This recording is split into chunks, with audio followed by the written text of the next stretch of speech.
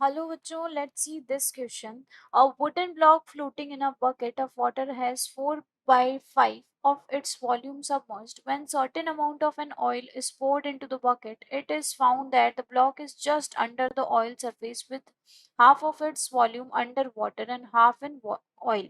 The density of oil relative to that of water is option A 0.6, option B 0.5, option C 0.8 and option D 0.7. चलिए देखो, सबसे पहले क्या बोला है, वुडन ब्लॉक जो है फ्लोट कर रहा है एक बकेट में जिसका ऑफ वाटर हैज 4/5 इसकी वॉल्यूम सबमर्ज्ड है उसमें। ठीक है, तो ये फर्स्ट वाला केस लेते हैं। तो फर्स्ट वाले केस को हम कैसे लिख सकते हैं, वही वाटर का जो वेट होता है वो बराबर कर देते हैं हम वाटर डिस्प्लेस के। तो यहाँ आ जाएगा v b rho b g equals to v s rho डब्ल्यू जी। ठीक है, ये क्योंकि सबमर्ज्ड के बारे में बात कर रहे हैं वाटर के, तो जी से जी कैंसिल हुआ, तो यहाँ पे v s upon v b की वैल्यू क्या गई, रो बी अपॉन रो डब्ल्यू। तो वो कितना है हमारा 4/5। ठीक है, ये इक्वेशन फर्स्ट। यहाँ पे वी बी जो हो गया वॉल्यूम ऑफ ब्लॉक हो गया, V S submerged volume of block हो गया। ठीक है, यहाँ रो बी डेंसिटी हो गई ब्लॉक की और रो डब्ल्यू डेंसिटी हो गई वाटर की। ठीक, अब यहाँ पे अगर मैं मानती हूँ रो नॉट सेकेंड केस के लिए, क्योंकि बोल रहा है amount of an oil is poured into the bucket.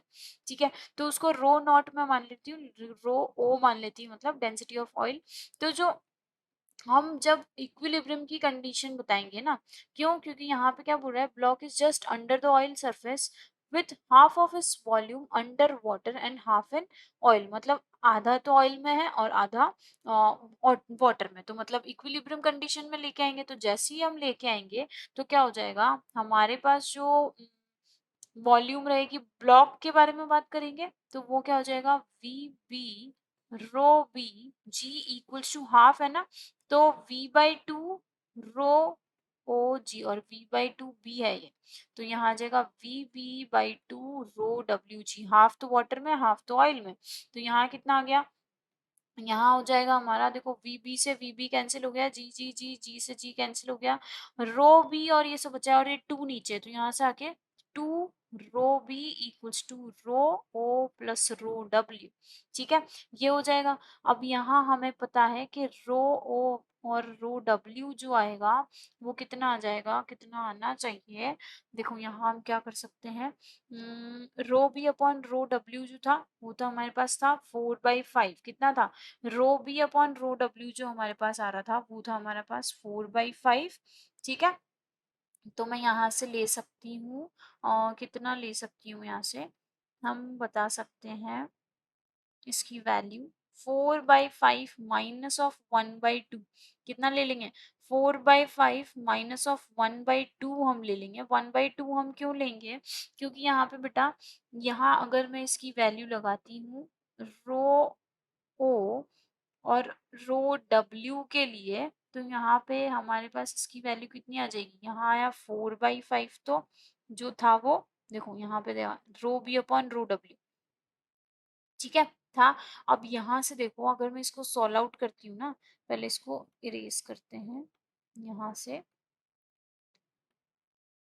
ये अगर मुझे यहाँ पे रो बी के अकॉर्डिंग बनाना है तो मैं क्या कर सकती हूँ, मैं ये कर सकती हूँ कि मैं या तो इसको डिवाइड कर दूं पूरे को रो बी से, या फिर मैं इस पूरे को रो डब्ल्यू से डिवाइड कर दूं। क्या करूँ, रो डब्ल्यू से डिवाइड कर दूं, तो यहाँ रो बी अपॉन रो डब्ल्यू हो जाएगा, कितना हो जाएगा, रो बी अपॉन रो रो डब्ल्यू, यहाँ आ जाएगा रो ओ अपॉन रो डब्ल्यू।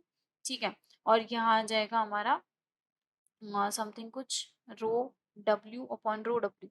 ठीक है, तो यहाँ कितना आ जाएगा 2 rho B rho W equals to rho nought upon rho W plus 1।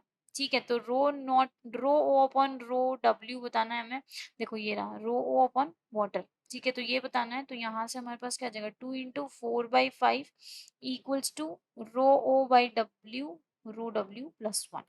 ठीक है, तो यहाँ से कितना आ जाएगा 8/5 माइनस ऑफ 1, तो यहाँ कितना आएगा 5, यहाँ आएगा 8 माइनस ऑफ 5, तो यहाँ कितना आया हमारे पास रो ओ अपॉन रो डब्ल्यू, यहाँ आया हमारा 3/5। तो हमारा ऑप्शन चेक करते हैं, 3/5 मतलब यहाँ क्या हो जाएगा 0 पॉइंट कितना आना चाहिए, 0.5 6 आना चाहिए। तो हमारा ऑप्शन, चलो option A is a correct answer. Best of luck.